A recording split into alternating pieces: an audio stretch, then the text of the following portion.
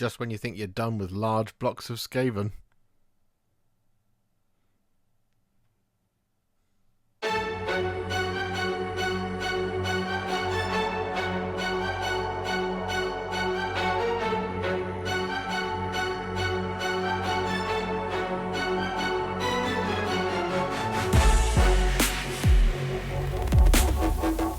Everybody, it's the Warhipster here, coming at you with another Sprue review video. Yes, we are on a roll with these at the moment. We're going to keep doing them as well because there's a lot of really cool model kits coming out, especially the one we're looking at today. Yes, Games Workshop have been extremely kind and have sent me a copy of Spearhead City of Ash to build up and paint and review with all of you.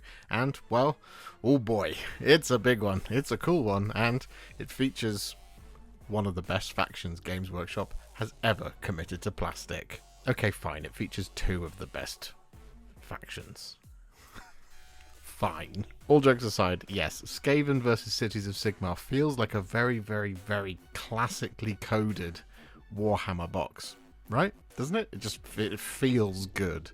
It feels nice to say. It's like Skaven versus Empire, that kind of thing. It just feels right, you know? Like fish and chips. I digress. Yes, we have City of Ash, and it's almost chock-a-block complete with new stuff. Almost everything in it is brand new, except for one model. One model is the Deathmaster, and, you know. Anyway, it's a really, really cool box. It's full of really, really cool stuff, and I really love Spearhead. I've really enjoyed it, and whilst I haven't actually gotten a chance to play this new version of Spearhead just yet, or indeed read the rules, because I've been on a bit of a time crunch in the last week trying to get all of the models painted. Spoiler alert, we haven't done the terrain just yet, but we're going to try and do it because Spearhead has been a bright spot in the last couple of years of Warhammer in general for me. I'm heading to a 40k tournament in about 24 hours time.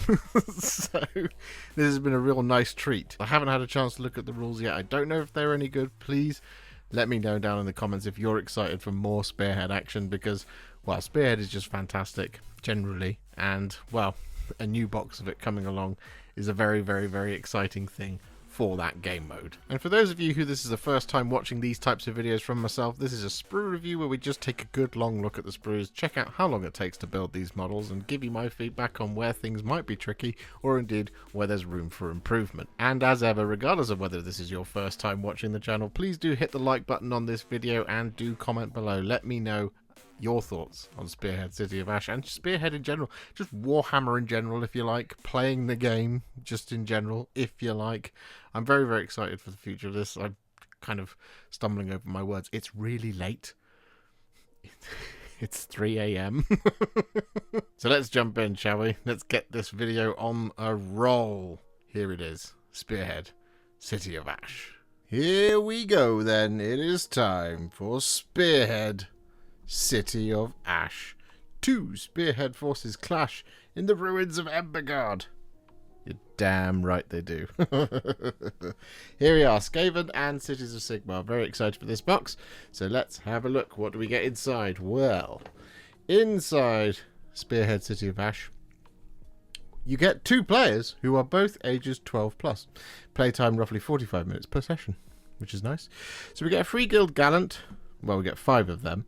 The Malice Forge Priest, Jorvan Creel, Heir of the Kraken, Deathmaster Crixxit, Night Runners, Gutter Runners, and we also get Freeguild Grenadiers, and we get a Deathmaster.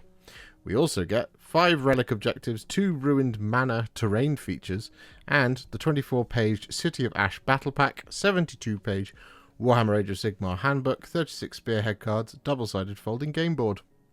All the good stuff that you come to expect from Spearhead. So let's open her up, shall we? Slide off the lid. Lovely. So, as expected, a huge amount of plastic in the box. There it all is. So we have Crixxit, naturally. We have a Deathmaster, built him before. Painted him before. You can see how to paint that right now on the channel.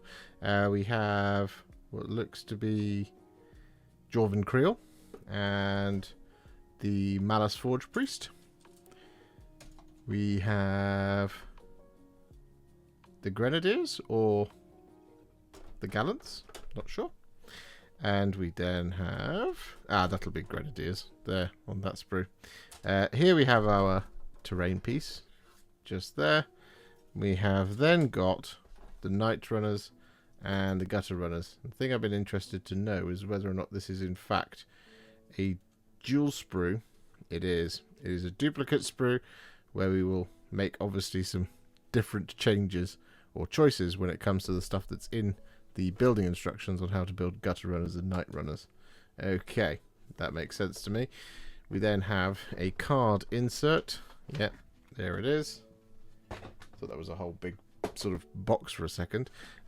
Folio in there with presumably everything that we need to know. We have a huge bag of bases. Enormous bag of bases. Anything under the folio? No, but we do have the Cities of Sigmar transfer sheet. There it is. Should be the same one from when they first graced us with their presence in the Mortal Realms. Yep. Games Workshop 2025. Lovely. Cool. Good stuff.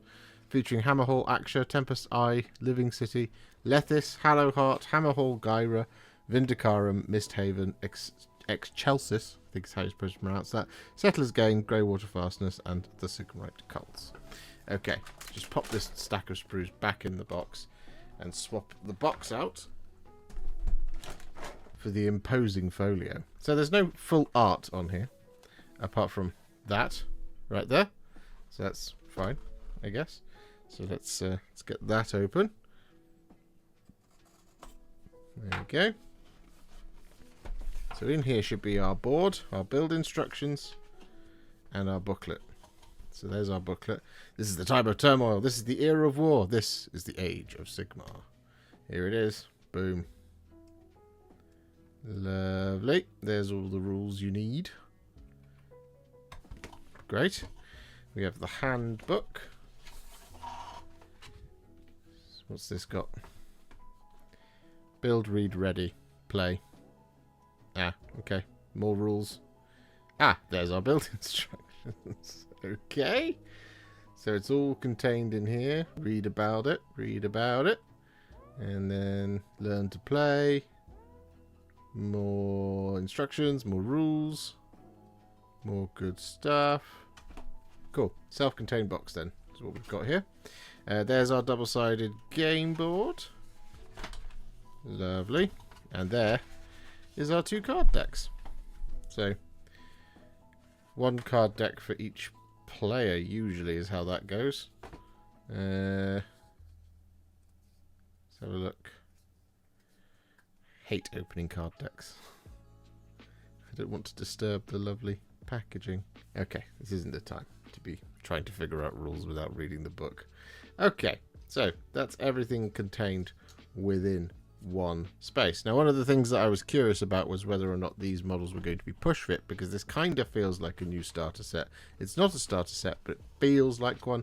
It's a fully contained set of Spearhead rules, fully contained Spearhead box as well, giving us an all new game board, an all new rule book as well, and new battle tactics cards too. So for that reason, I thought maybe perhaps this would be like a, what's it called? Skaven Tide, in that it might be push fit models, but it doesn't look to me like they are. So we are going to be building properly by the looks of things, for lack of a better word. But here is the game board. Whoa, lovely. And there is the other side. Gorgeous. Nice. We would unfold the whole thing, but I just simply don't have the room. Okay, so handbook.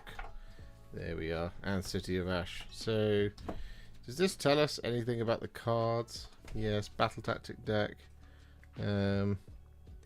Each battle tactic deck is made up of battle tactic cards. The rules on each are split into 2 parts. Yeah, okay. Seems fairly familiar, but okay. Yeah, anyway, either way. We'll be reading that later, I'm sure. Okay, here is the instruction books. That's what we need. So, build guide. Where do we kick things off? We kick things off. Not there. But instead, after the introduction, one would assume. Yes, how to build. Remove some sprue, glue together, finished part. The glue should be sufficiently dry in about an hour, but the strongest bond will form overnight. I mean, that's just advice for life, you know. Okay. So, contents. We have used correct bases. In here we've got 28mm round bases, 32mm round bases, and 40mm round bases. To make sure we get that right, it should say in here. We have 1, 2, 3, 4, 5, 6, 7, 8 sprues in total. And here we go. So I guess the thing that we're most kind of curious about and we're going to be looking for is sort of optional extras that are available here in this book. We are just going to go through this now, and then we'll go through each of the sprues. So Dwarven Creel up first. So we are kicking things off with Cities of Sigmar. Does not look to have any optional extras. We should have a little explanation of what the symbols mean here. So choice of parts, that's what I mean by optional extras. Variant assembly as well is the blue, which means we can either build it this way or that way. Follow the instructions as shown effectively. So Dwarven Creel does not have any of those little shields, neither does Thexa. The Malice Forge Priest does have optional extras here. We have an odd choice of optional head here, just there. Freeguild Grenadiers is going to be a slightly different proposition because that is a proper full-on unit of new, lovely, awesome models. Each one, 1, 2, 3, 4, 5, 6, 7, 8 or 9, 10 or 11, 12 or 13, 14 pieces for our Freeguild Grenadier here. This is a choice of head, this is a choice of weapon, this is a choice of weapon. So that's already quite promising. The next one, though, doesn't seem to have anything other than optional extras for the head. So that's okay. Then we have more optional heads. We have optional heads. We have optional heads. Optional heads. Optional heads. Otherwise, it looks to me like we're pretty mono here. Yeah, optional. Optional. Cool. So I'm guessing then that the first one, not that it's denoted there properly, but the first one is going to be our sort of sergeant character, where we can have pistol and pistol. Nice. Nice. I like it. Okay. Then flip to the Freeguild Gallants. Choose the configuration that you want. This one or this one, by the looks of things. We should have tons of different options here. So, yes, interchangeable parts. We have many interchangeable heads. 1, 2, 3, 4, 5, 6 over here. We then have another option there, so that's number 7. Then we have 8, 9, 10, 11, 12 that goes with 8, 9, 10, 11, 12. So you've got the helmeted things, which you can then put the face masks over the top of. So that's all fine. Then we also have a optional assembly here of these hand weapons and the optional assembly of the shields as well. So these should be interchangeable between, as should these weapons over here. We have the two different options here. Freeguild Gallants is what that means. Champion is what that means. That's what we like to see.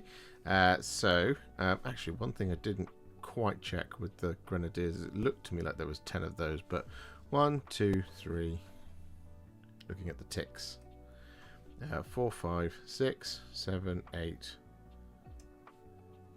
9, 10. Yes, so 10 individual ones, so there's no kind of duplicating of sprues in that regard. So the Gallants here, we have then of course have the banner, and the banner should be optional, I'm pretty sure. It should give us the kind of, okay, right, I see what it's saying. It's saying the blue track is the blue track, the pink track is the pink track, which is the Freeguild Gallants or the champion, and then blue and I guess pink is the option. So that's interesting. Okie dokie. Right, anyway, tons of different added options and optional extras available here. Pretty neat build as well, actually, by the looks of things. Oh no, we're just starting a second type of build for a different type there. That's almost like the instructions have been printed twice, but like on purpose to give you this version of events.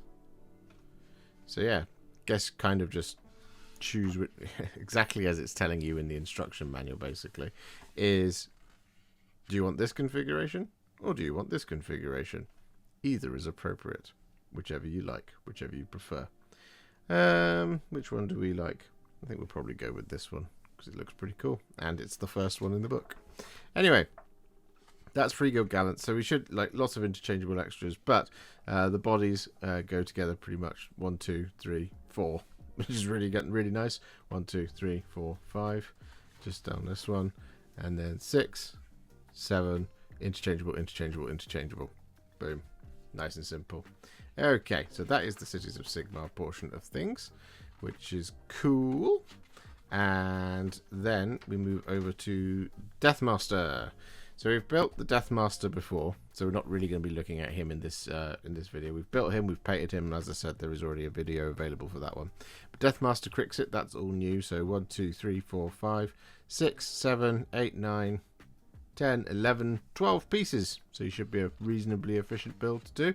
No optional assemblies there. Right, gutter runners. This is where things are going to get interesting. So we have that duplicate sprue, and to build Night Runners. So the champion of the gutter runners, G1, G2, G5, G3, G4, G6, G7. Okay. To build the Night Runners, it's different. Yes. I'm really intrigued by this because I don't know how many models you'll have left, kind of how many pieces you'll have left over. Oh my goodness, look at all that terrain. Oh wow. Alright. The terrain looks quite involved. We'll deal with that in a minute. So, it doesn't look like we have optional pieces here in the gutter runners and the night runners. Instead, you build gutter runners or night runners. This is what the gutter runners look like. This is what the night runners look like. They're very, very similar. So that's going to be an interesting one to keep your head on. The difference, I think, is going to be in the paint job ever so slightly. So we'll have to see what happens. The bomb wraps look fairly central, though. Fairly central, fairly simple. Just 2 pieces stuck onto a 28mm round base. Jobs are good and love it. Terrain features. Okay, so the first of these buildings is 1, 2, 3. 4, 5, 6, 7, 8, 9, 10, 11, 12, 13, 14 pieces, all jammed together, gives you the building. The next one is 1, 2, 3, 4, 5, 6, 7, 8, 9, 10, 11, 12, 13, 14, all jammed together, gives you the other building. And this is a really nice little ruined L, but, you know, is what it is. Okay, good instruction manual. Well, I guess the place to start is right at the beginning then, with Jorvan Creel. So we'll be right back for that exact thing. First things first, connection at point, cutting edge of sword blade. Ugh, immediate loss of point. That is a shame. The dog, here we have a connection point on the smooth point part of the back and smooth point of the back here. And the dog is in, well, it's like straight down the middle as well. There's a couple of little armor pieces that might help cover up any kind of sort of gaps in the model, but I doubt it, is the thing. But otherwise, Jorvan Creel's not a particularly heavily armored miniature, so we are going to have a lot of connection points on things like the cloak here and here, which we do. This one is on the outward facing area, it's on the flat. This one is right up against the edge, so that's okay on component 12, but this one down here, just want to watch out for that. Again, just don't want to have a kind of unsightly bit of extra flash on the front of the cloak, so just be careful with your knife or mold line remover to get rid of that. Lovely stuff. Alright, so we have another couple of, like, I think these are hip plates, number 19 and 18, just connected once on the outside of the hip plate. It's quite a straight edge, so just be careful you don't take too much off with your knife or mold line remover. Same for this armor panel just here. We should have another one just there. Yep, it's just kind of connected very similarly. Now, as for the legs, we are on the underside of the boot, which is fantastic, and then we're here on the back of the leg. Not so bad, because we're going to cover that up with the cloak if we do accidentally apply too much pressure with our knife or mold line remover, but it is worth bearing in mind. And then we have the head here, where we are connected on the underside of this long peg. So that's okay. That's great.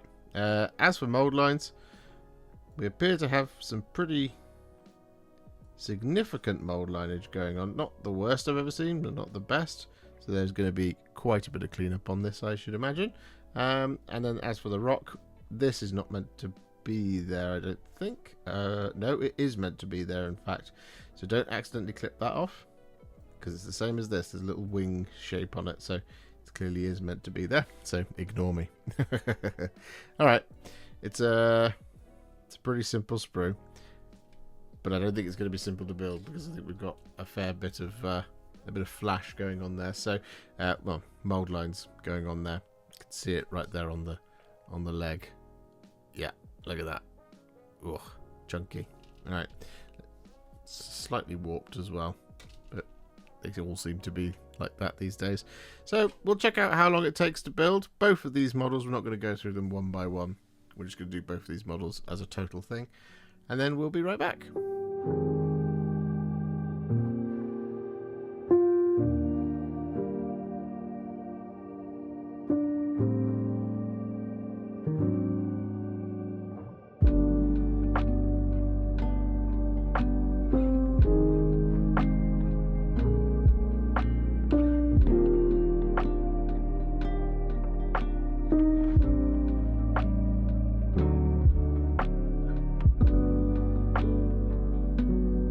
And we're off. Jorvan Creel and Thexa all built. Fantastic looking miniatures. Alright, let's move on to the next kit. The next kit, of course, being... No, not that one. This one. This is the Malice Forge Priest. Here it is. Teensy tiny little sprue. Only 9 components. Well, 10 components in total. But you only use 9 because you've got optional heads. There they are. So the optional heads have the one with the sort of all the string all over it, and this one is the one where it doesn't have any string all over it. They're actually both connected on the underside of the neck, which is really nice, really lovely. The rest of it, though, it's going to be a little bit more complex to build, naturally, because this is a very robed up priest. So we're going to have connection points all over soft stuff. Soft fabrics. For example, just here and here we're connected on the outside of the lower part of the robe, and here, same again. We are down the sort of middle of the model, so back and front are going to glue together like this. So that would indicate, therefore, that there might be some sort of line or gap that might go down the middle of the model, so you just want to watch out for that. Just use a fair amount of glue to make sure that those two pieces stick together. Now this piece goes over the top of most of this, so it'll be quite distracting, I'm sure, and maybe this will cover the seams. I don't think it will, but just be on the lookout for that. As with anything where it's on kind of soft paper or on the fabric or something like that, just be very careful with your knife or mold line remover. Don't take too much off, and just move with the curvature of the piece. Down here we've got a slightly spindly bit of rope. The best thing to do is probably to clip here first, and then clip it in there. It's quite a congested clip point, though, in that quite small area. So you're going to want to sort of get a little bit further away and do most of it with your knife or mold line remover to get rid of that kind of excess bit of stuff. The hammerhead here is separate, and we do have a connection point right there on the flat of the hammerhead. In this case, it probably would have been fine to have it on the top there rather than on the flat of the hammerhead, which would have made that a little bit easier to deal with, because that's just a sort of very outward facing hammer. It's just like sort of front and center, you know. So there's something to just sort of to think about, maybe to ponder in this universe that we live in. But yeah, I mean, look, it's a really simple, elegant little sprue. Not too many components, pretty quick to put together by the looks of things. Mold lines wise, we seem to be in slightly better condition than Jorvan Creel. Yeah, it's looking pretty good. So cleanup should be fairly minimal.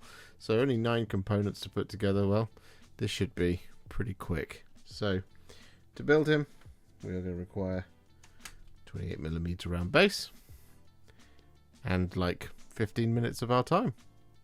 Nice.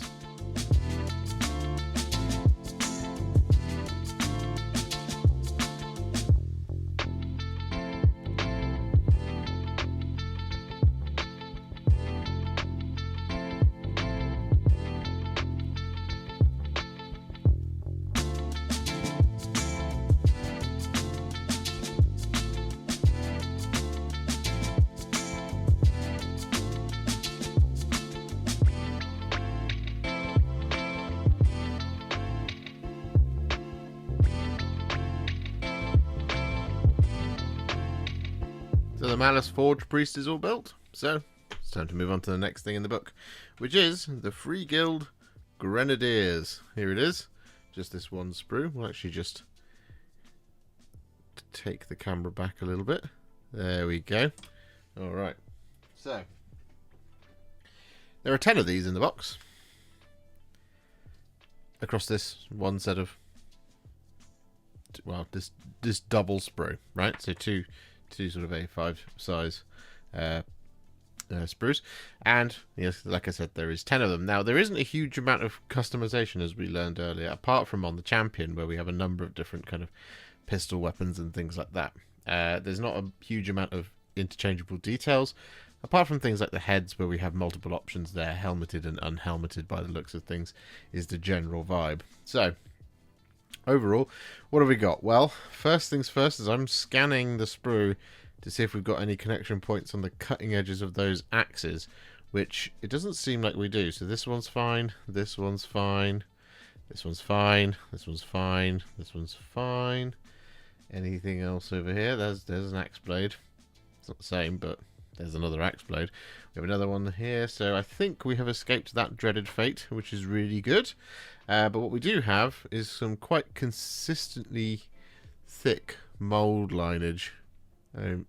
Focusing on this piece here, might not be showing up on the camera so well, but you can probably just about see it. Yeah, so it looks a lot thicker in person than it perhaps does on the camera. So similar to Dwarven Creel, not thicker than Dwarven Creel, but very similar to him. So we've got a bit of that kind of issue to deal with, so that might make the cleanup a little bit more intense here. But consistently, pretty much for across the kit, we do have, similar to Dwarven Creel, the same sort of words of warning, shall we say. So we've got connection points on this cloak here, and it's on the flat outward facing part of the cloak. And same here actually, and here as well. So that's 3 connection points all on the outward facing rather than just right up against the edge. Here we are up against the edge at the bottom, but here we're outward facing, outward facing. Here we are outward facing and outward facing. And did we look at this one? No, outward facing, and outward facing. And that's pretty consistent across most of these cloaks. So that is something to just bear in mind, because we don't love to see that kind of thing, because it just means we've got to be a little bit more careful. As for the legs and stuff, well, connected on the underside of the leg, and then once on the back, but it should be covered up. So very, very similar again to Dwarven Creel, which is kind of consistent at least.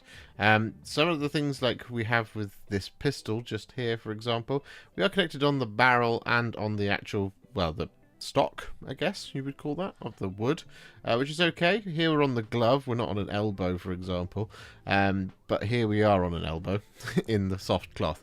And just like we kind of said before, is when you've got it on soft cloth, you kind of just need to move with the curvature of the piece, because you don't want to accidentally kind of flatten off anything that might have that sort of lovely sort of texture to it, which A, helps you paint it, but also makes it look nicer.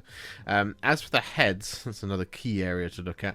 We do seem to mostly be just connected on the underside of the neck, which is really, really good. It does make things significantly easier when it comes to cleaning up the heads. So this one here, this one here, this one here, this one here, this one here, and here, and here, and here.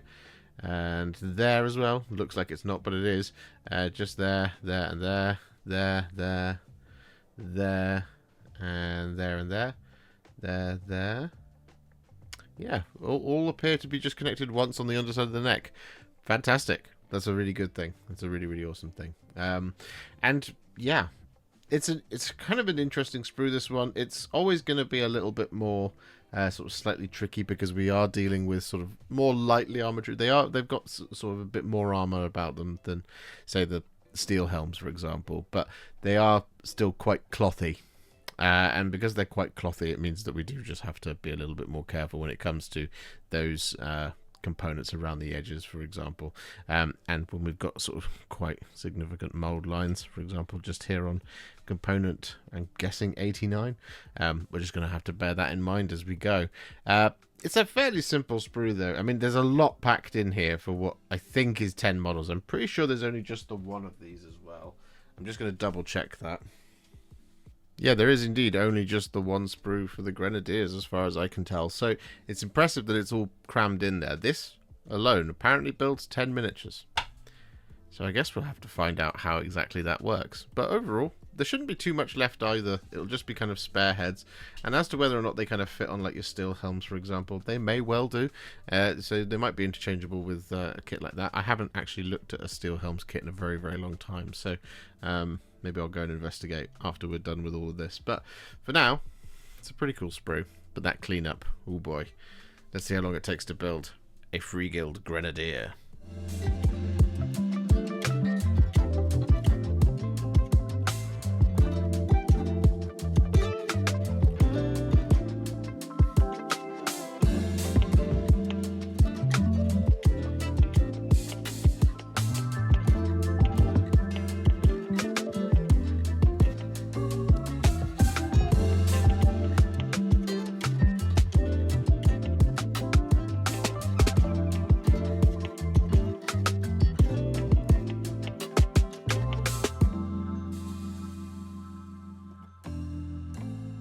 So we're making great progress. Our Grenadiers are now all built.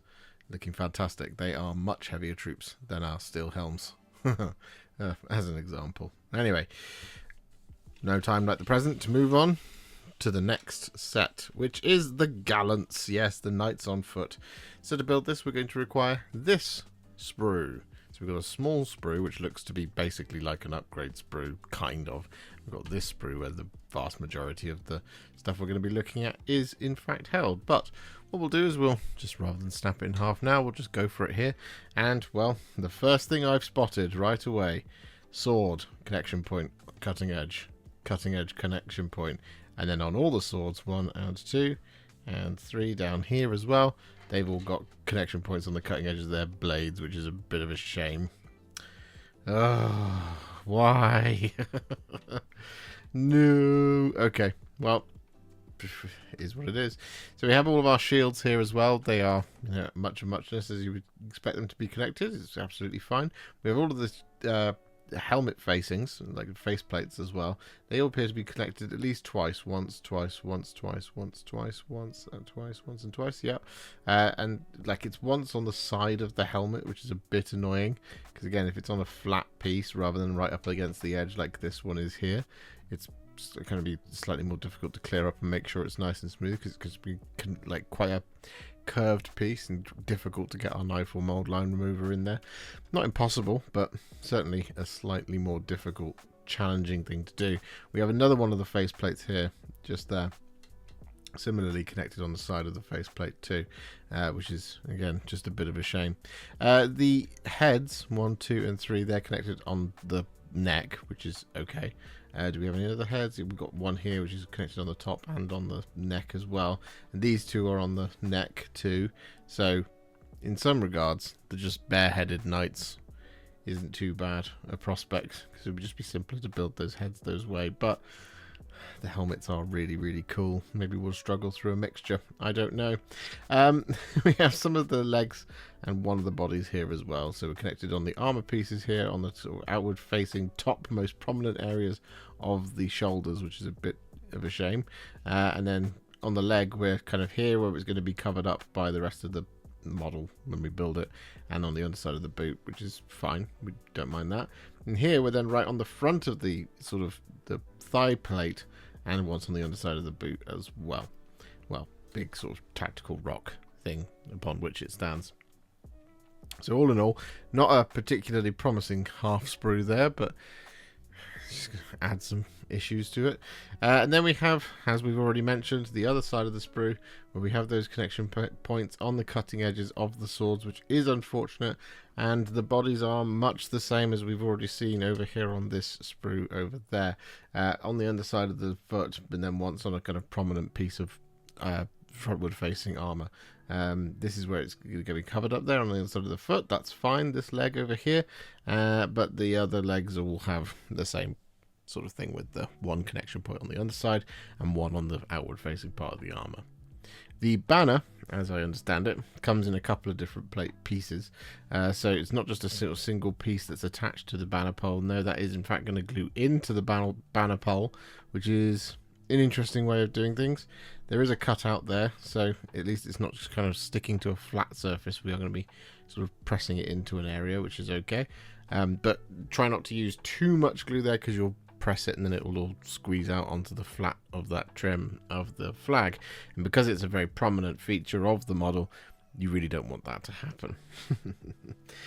We have more kind of sort of chest bodies and kind of things similar to the ones over here, connected in very prominent places and slightly more congested areas to get to. It's not a great sprue, unfortunately. It is going to require quite a bit of concentration, quite a bit of cleanup. Just the connection points are a bit tough to get at here on this sprue, which is a bit of a shame because they are glorious models. So we'll have to see. I mean, cleanup wise, they look to be in better condition than the Grenadiers, which is good. So less in that kind of department by the looks of things initially. But like I said, we do have those problem areas like those swords. So yeah, unfortunately not a great sprue, at least as far as I can see. But well, we'll just have to see how long it takes to build them, shouldn't we?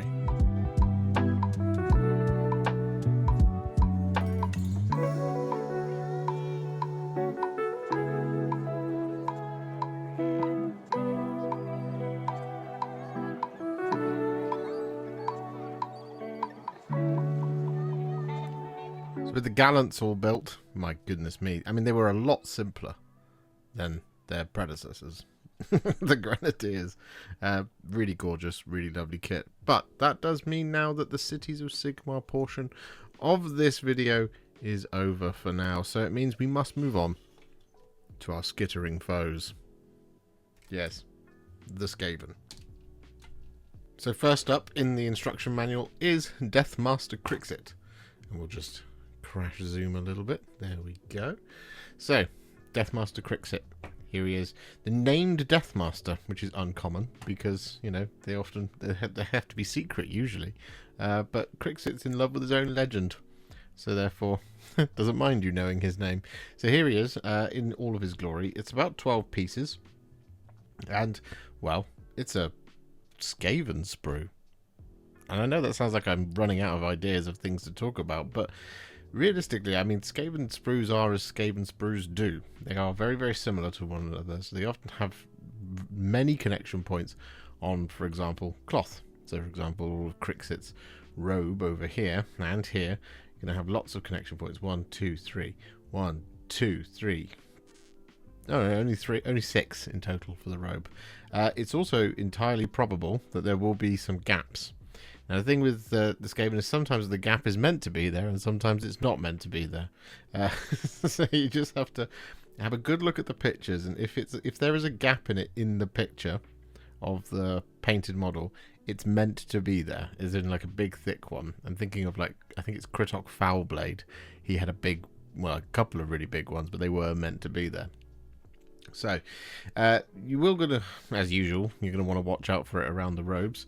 For example, these 6 connection points, and you're going to want to kind of turn these in this sort of 2-directional plane to make sure you get all 3 of them, although now you know that there is only 3 connection points per bit of robe, so be on the lookout for that.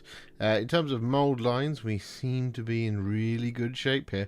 A lot of this stuff is kind of positioned on the sprue in such a way that the mold line shouldn't be too much of an issue. So, for example, the robe is crossing this plane of the sprue, so it's not going to sit flat in and around there. The 2 blades of Crixxit actually don't have connection points on the cutting edges of their blades, which is absolutely fantastic. And this one was confusing me for a moment because I thought the drip was going upwards, but it is going to be holding the blade up like this, like that sort of thing, rather than it being like that sort of thing. So it is a backwards grip. Anyway, it's a stabbing grip. It's an assassin's grip. I've watched Castlevania. Anyway.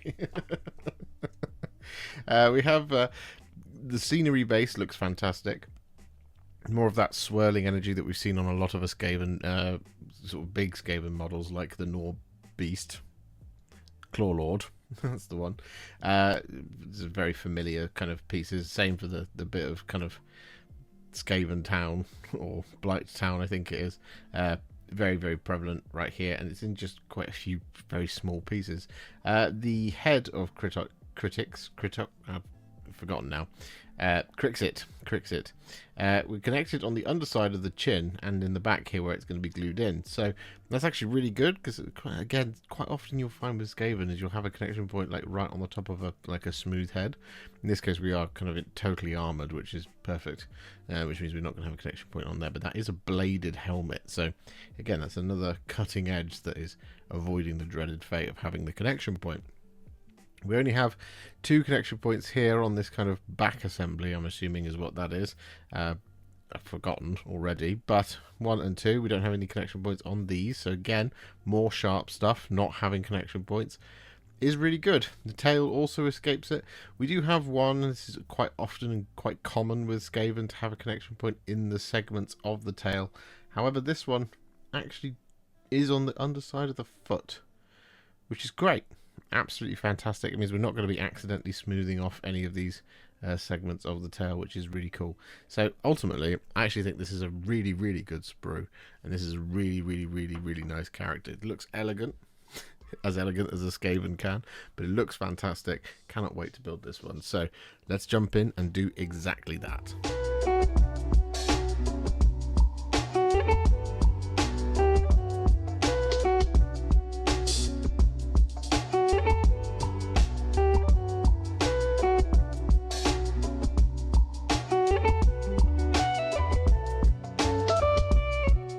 Crixxit all built.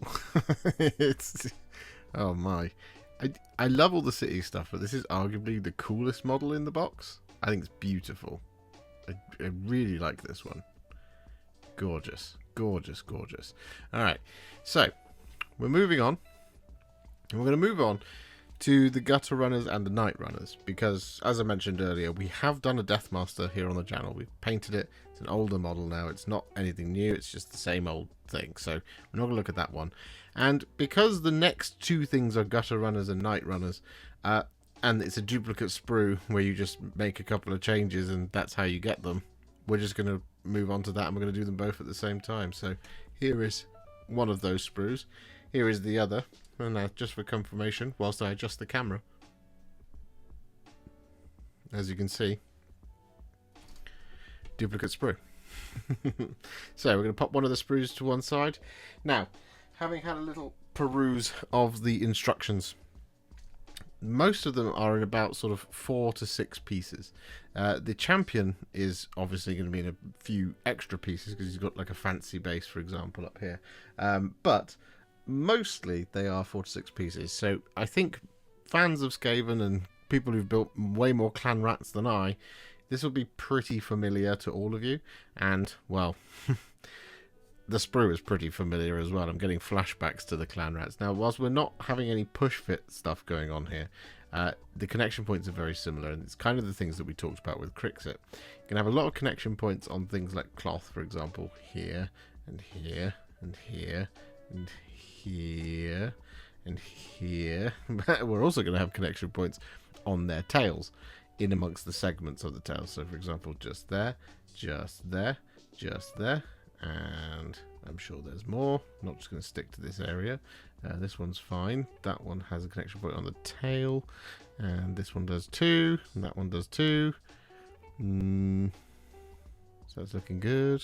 We might have already come across that one twice now, but there we go. So that's something to watch out for. And the reason we talk about it is because if you apply too much pressure with your knife or mold line remover, you will lose the segment in that section. So you just want to be really careful and move with the sort of lumpy bumpiness of the tail. That's kind of the main thing. The other thing we're going to just quickly peruse for is whether or not we've got connection points on cutting edges of blades, but somehow I think the Skaven completely managed to escape that dreaded fate. Yeah, I can't see any as far as I am looking. No, I think it's all good, which is crazy that the Cities of Sigmar did have it, but the Skaven don't, given us how much is packed into this sprue. So each one of these will build 10 of either Night Runners or Gutter Runners, which means there will be a ton of stuff left over if you want to be able to clear an entire sprue. It's entirely possible that we build everything of the Night Runners from, for example, from this sprue, and then when it comes to Gutter Runners, you just take the weapons from here, but leave multiple lots of things on the other thing. But it's very familiar to the clan rats, for sure. One thing as well we will be on the hunt for as well is things like connection points on the tops of heads. Now, mostly we appear to be escaping it as well, so that's on the underside. That's in the seam in the neck. That's the same there. And we've got more heads over here, and we've got another head here, and we've got heads. That one's connected to the body already. That one there, we connected just the once on the underside of the neck. Actually, we're looking pretty good in the head department for these Skaven, so that's really cool. There's a lot of kind of more detail to the heads, I think, within this as opposed to the clan rats, but this is looking pretty good. It's a very congested sprue. There's a lot of small, tiny details to navigate here, and so the thing we're going to be really looking for, and we can kind of already see that sort of happening, is whether or not the pieces are going to be grouped together. And we can see like component 2 and 5 is over here, and there's 1. So is it going to be a case of 1, 2, 3? But where's 4? 4. There's 4. And then 5 and 6. Now, if that's the case, then this should be a pretty breezy build for the gutter runners and the night runners. But if it's not the case, it's going to make this a lot more of a hassle. So we are just going to jump in and we're going to start. Actually, I will just point out as well very quickly, we do have the bomb rats here as well, 1 and 2. I believe that is just one whole base of bomb rats, and you've got 2 sets of that within this box, so 2 bomb rat bases basically. But yeah, it's a hugely packed sprue, but it's a really good looking sprue. Navigation is going to be important here. As for mold lines, they appear to be, yeah, just again in really good condition. And there's not a huge amount there, so cleanup should be pretty minimal on this one. So yeah, that's remarkable. Well, Cities of Sigmar can learn a thing or two from the Skaven for sure.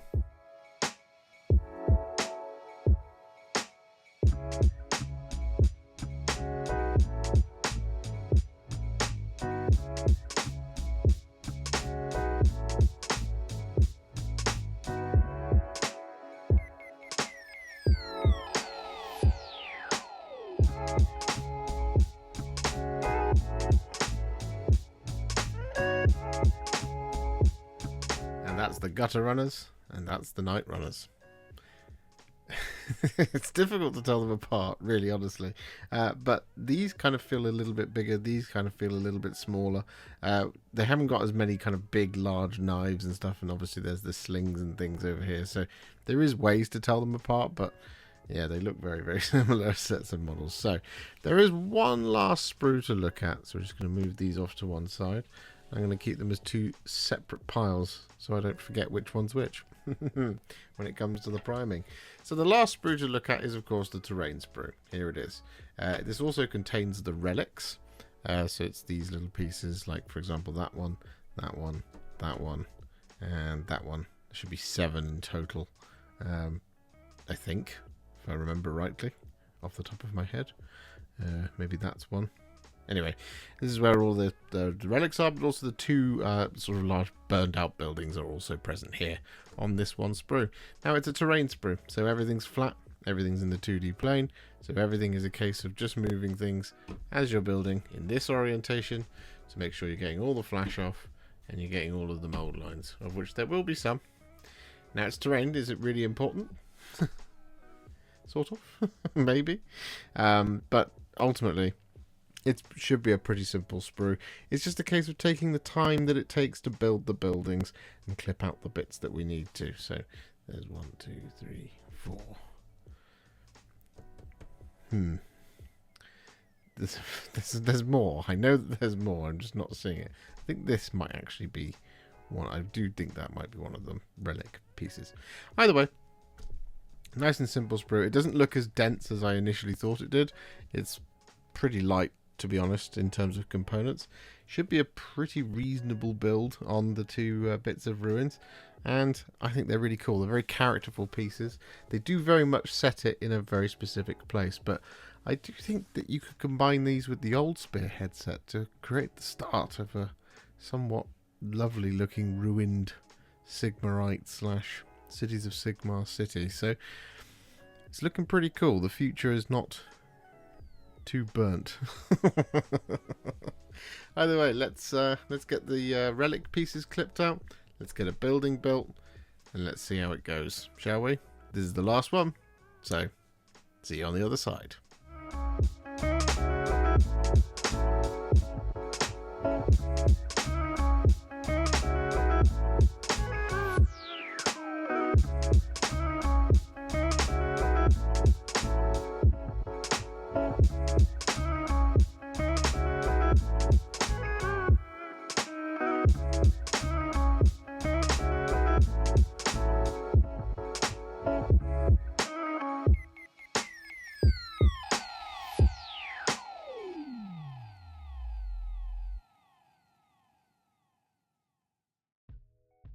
Well, there you have it. Lots and lots and lots of brand new miniatures, all looking absolutely fantastic. So, how much of the set have we painted? Well, I already mentioned at the top of the video I haven't done the terrain, but yes, we have Deathmaster Crixxit. Lovely, lovely model. Really, really, really fun to paint, and I absolutely adore the final recipe I managed to get for that cloak. I think it looks absolutely spectacular, even if I do say so myself. We have Jorvan Creel and Thexa, the little... Well, it's not a dog, it's a cat, really. It's more of a leopard type thing. Another lovely sort of ranger character. I believe he is a ranger, actually, for the Cities of Sigmar as well. The Malice Forge Priest as well. We've managed to get him finished too. Really, really fun little model to paint, this one, actually. Once you get into the nitty-gritty of it, he's actually really, really, really cool. I like how he's just sort of walking forward, yelling really, really loudly. Then, of course, we have all 20 of our runners, both gutter and knight runners, all combined here. We've done that in one single video, which is really exciting and really, really cool. And there's a couple of little ways to pick them out from one another as well. Then we have the Gallants as well. All 5 of the Freeguild Gallants done with their individual heraldry. We've got the yellow, the orange, the red, and the black as well as that brassy colour for the champion too, which is a really nice little touch to add a little bit of variation. And finally, of course, the Freeguild Grenadiers as well. All 10 of them are finished too. Here they are in all their glory. They are spectacular models. They are really, really cool.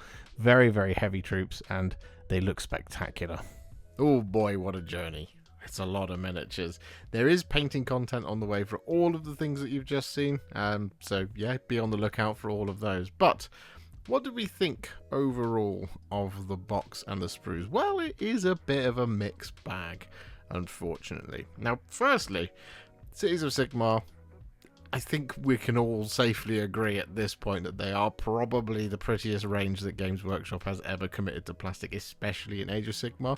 If Age of Sigmar isn't your bag, you're probably going to disagree with that, and that's absolutely fine. But I think in Age of Sigmar, with all the stuff that's coming down the pipeline as well, at some point in the future, the Cog Forts, for example, Cities of Sigmar really is taking the crown for being one of the nicest sets of miniatures that Games Workshop makes, and I think everything that's in this box is of no exception to that rule either. Not that it's a rule, but it's an opinion.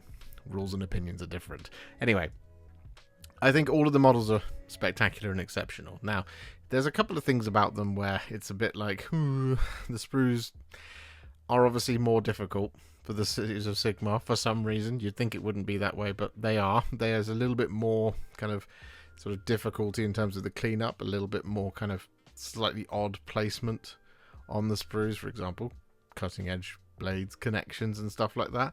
However, ultimately once you get into the swing of them, they do start to make a little bit more sense. Now, I had some personal skill issues with this in that there's 2 Grenadiers where I used the wrong arm because the numbers were similar, and I was building in a hurry and a rush to get things done for tonight. That's not the kit's fault, that's entirely my fault, so it'd be wrong to mark them down for that. But the way those models go together, there is quite often just like a seam down the side of the cloaks, which is, you know, it does sort of happen. Now I feel like maybe there was a better way to kind of hide that. For example, the kind of top of the shoulders to be a single piece and to glue the rest of the cloak upwards and into the bottom.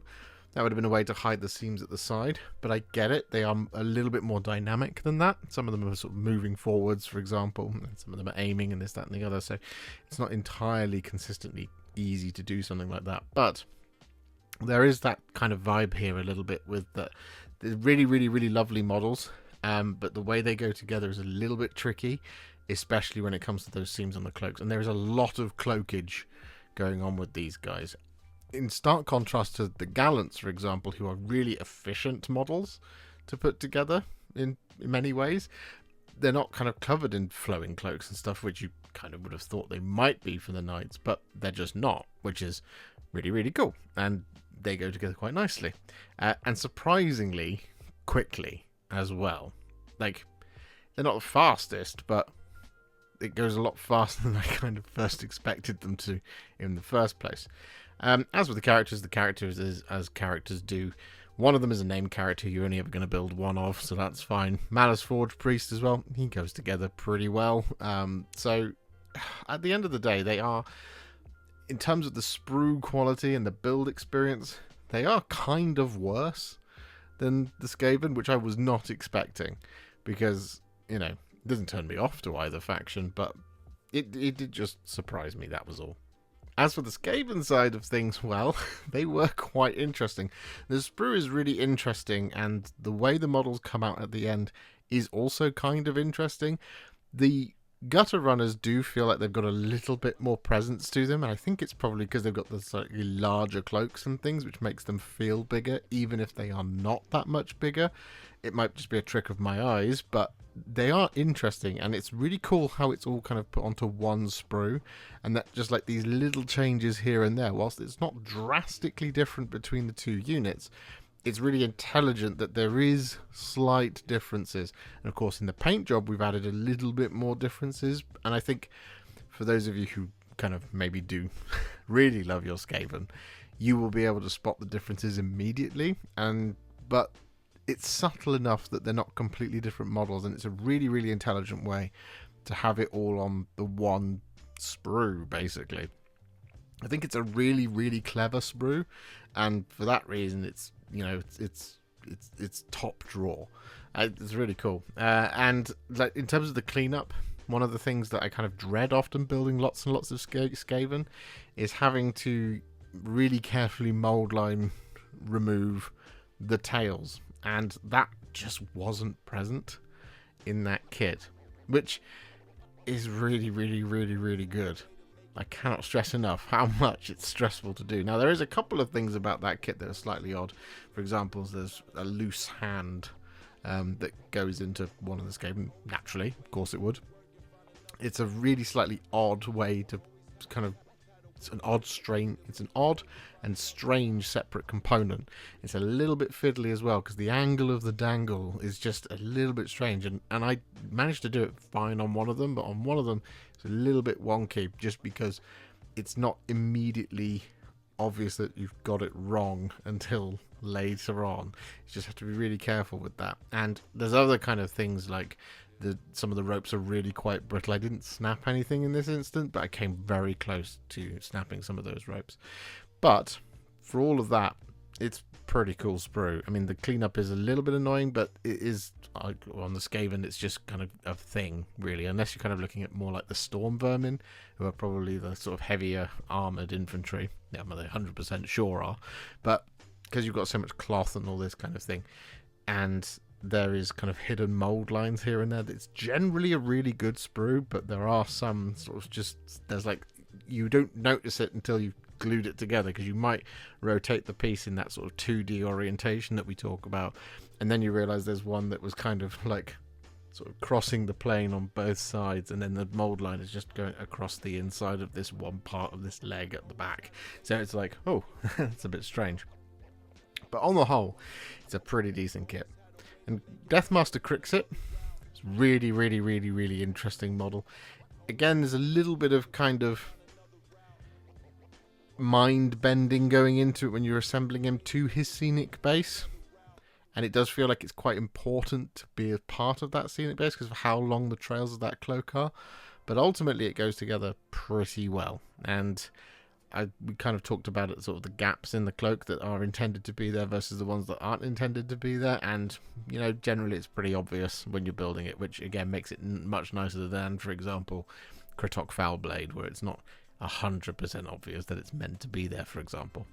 So overall, I think it is a pretty strong set of sprues. It's not perfect by any stretch of the imagination. One of them is significantly more difficult than the other, looking at you, the Cities of Sigmar. But is that really going to knock it down too far? It does knock it down some ways, and, well, there was some confusion about bases as well within the set.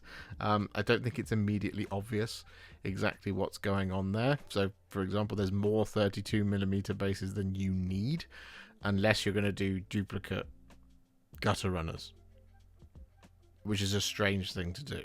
It's a strange thing. And I also actually got more 28mm bases than I actually needed in my box as well, which is kind of a nice add-on, but not necessarily the experience that everybody is going to have out there. So there's a little bit of confusion when it comes to that. And there was a 25mm base that was just hiding loose in the bottom of my box, which be on the lookout for. I didn't spot it the first time, but then I went back and had a look and it was there for... The extra board is really nice, and I'm excited to have a good read of the rules. Like I said, I just haven't had time. I have been painting flat out this week to try and get everything done before I go away for the weekend. So I haven't had a good chance to read it. The one thing I would say, though, is I was not a fan of the instructions being in a proper printed book like that. And the reason why is it just made the book more unwieldy to use. Quite frankly, I mean, I'm limited on space here, so having the paper that I can sort of fold it and be a bit rough with it and all that kind of good stuff is really, really useful to me. Being able to sort of like prop it up like there up against this monitor, for example, it's really useful for me. But when it's in that proper printed book, it's really difficult to actually use, and it closes itself really, and you don't kind of want to like sort of ram it flat, you know, because it's a nice book, but you do, it's just, yeah, it's I think it's it being in that it being in that proper book. I'm just going to go with that. It being in a proper book does make it more unwieldy to use. And like for me, it was so annoying that I am going to knock a point off the entire box. I know it's a sprue review, but hey, the book can be part of it as well, right?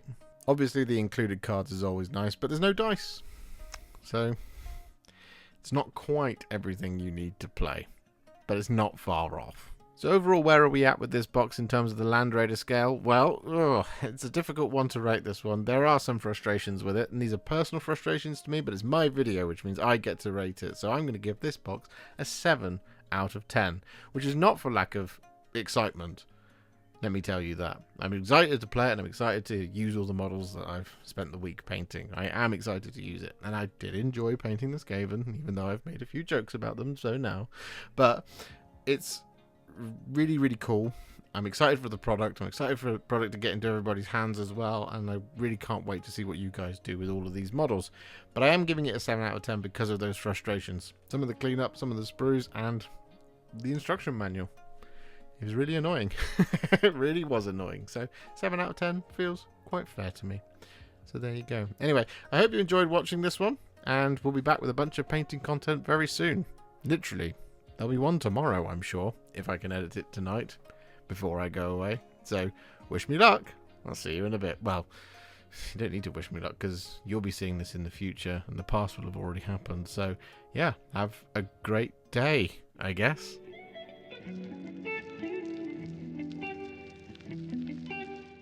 If you enjoyed this video, you love the channel, and you'd like to support me further, you absolutely can do so by heading to patreon.com/Warhipster, just like all of these wonderful, amazing people have done.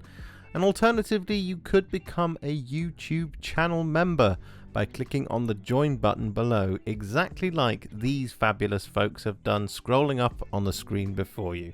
There are so many of you out there that it really takes my breath away, and I cannot thank you enough for everything you do, as without you, I wouldn't be able to keep making these Contrast Plus videos. And if you really like this video and you want to send me a little thanks, just click on the thanks button just below this video. Don't forget to share it, like it, comment on it, and don't forget to subscribe to the channel. And to make sure you stay up to date, don't forget to click the bell icon. Thank you so much for watching, and I'll see you all very soon in the next one. Happy wargaming.